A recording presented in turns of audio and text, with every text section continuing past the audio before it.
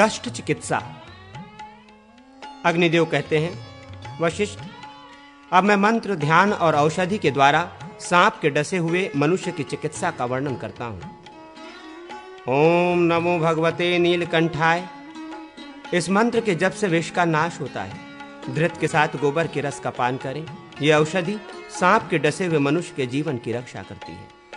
विष दो प्रकार के कहे जाते हैं। जंघम विष, जो सर्प और मूसक आदि प्राणियों में पाया जाता है, एवं दूसरा स्थावर विष, जिसके अंतर्गत श्रृंगी, सींगी आदि विष भेद है।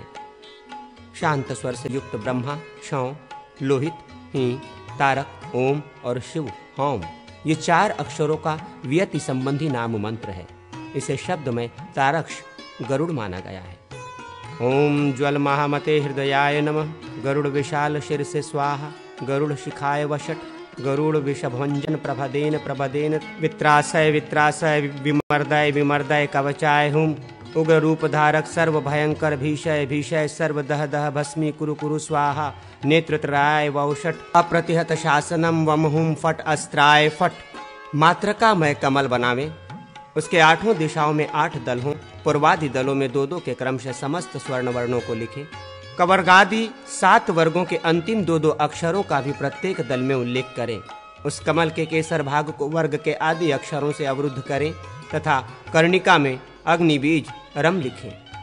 मंत्र का साधक उस कमल को हृदयस्थ करके बाएं हाथ की हथेली पर उसका चिंतन करें।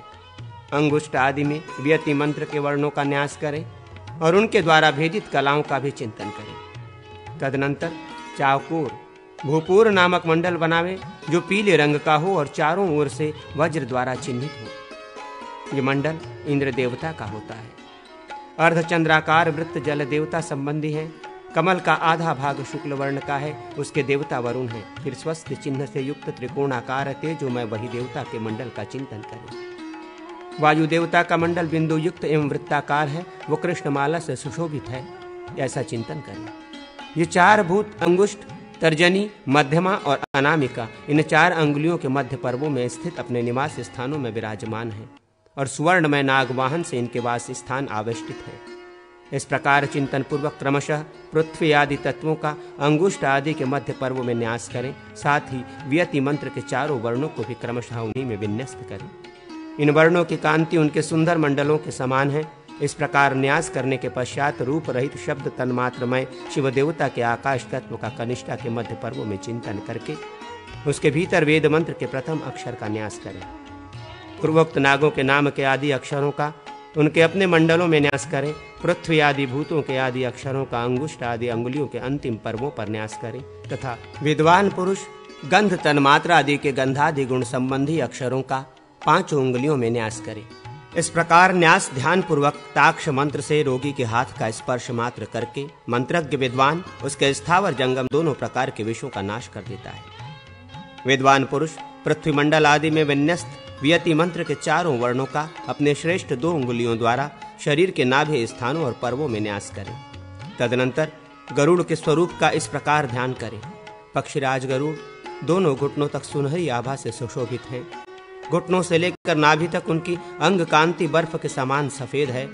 वहां से कंठ तक वे कुमकुम के समान अरुण प्रतीत होते हैं और कंठ से केश पर्यंत उनकी कांति असित श्याम है। वे समूचे ब्रह्मांड में व्याप्त हैं। उनका नाम चंद्र है और वे नागमय आभूषण से विभूषित हैं। उनकी नासिका का अग्रभाग नीले रंग का है और उनके पंख बड़े विशाल हैं। मंत्रज्ञ विद्वान अपने आप का भी गरुड़ के रूप में ही चिंतन करें। इस तरह गरुड़ स्वरूप मंत्र प्रयोक्ता पुरुष के वाक्य से मंत्र विष पर अपना प्रभाव डालता है। गरुड़ के हाथी की मुट्ठी रोगी के हाथ में स्थित हो और वो उसके अंगुष्ठ में स्थित विष का विनाश कर देती है।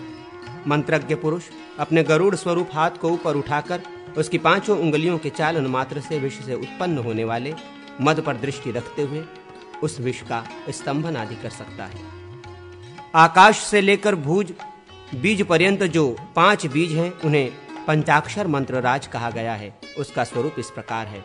हम यम रम वम लम। अत्यंत विष का स्तंभन करना हो तो इस मंत्र के उच्चारण मात्र से मंत्रज्ञ पुरुष विष को रोक देता है। ये व्यस्तत्व भूषण बीज मंत्र है, अर्थात इन बीजों को उलट फेर कर बोलना इस मंत्र के लिए भूषण रूप है।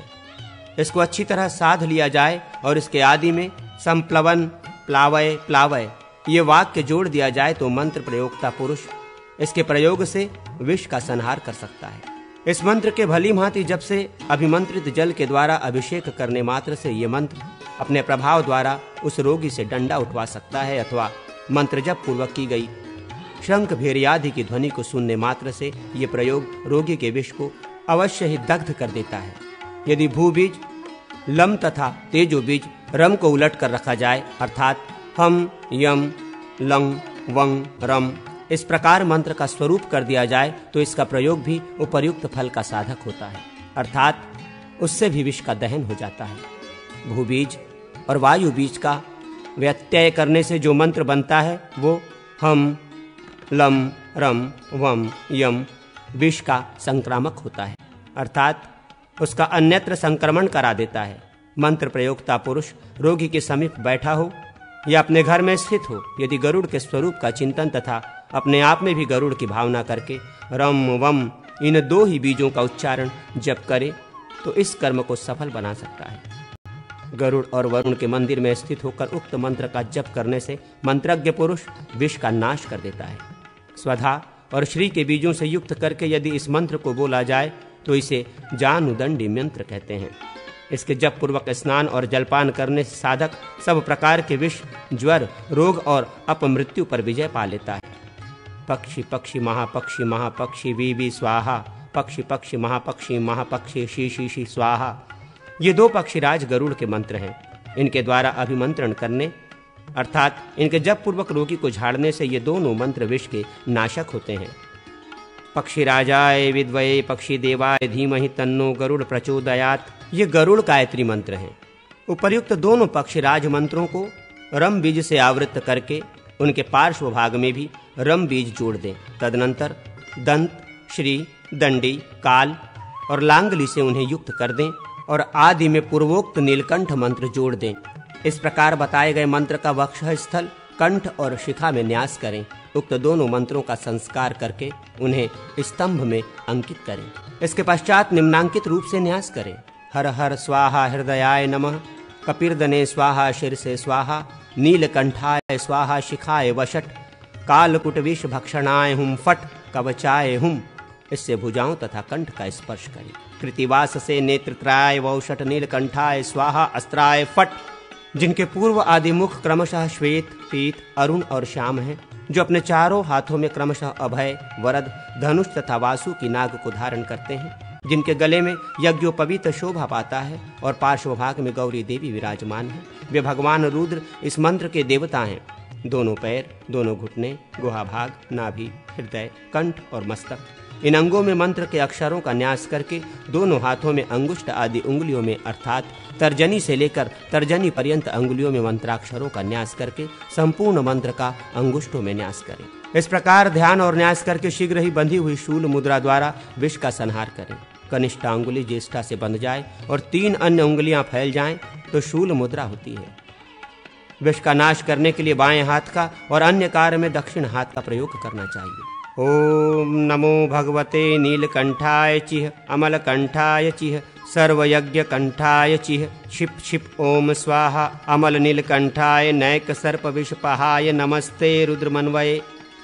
इस मंत्र को पढ़कर झाड़ने से विष नष्ट हो जाता है, इसमें संदेह नहीं है।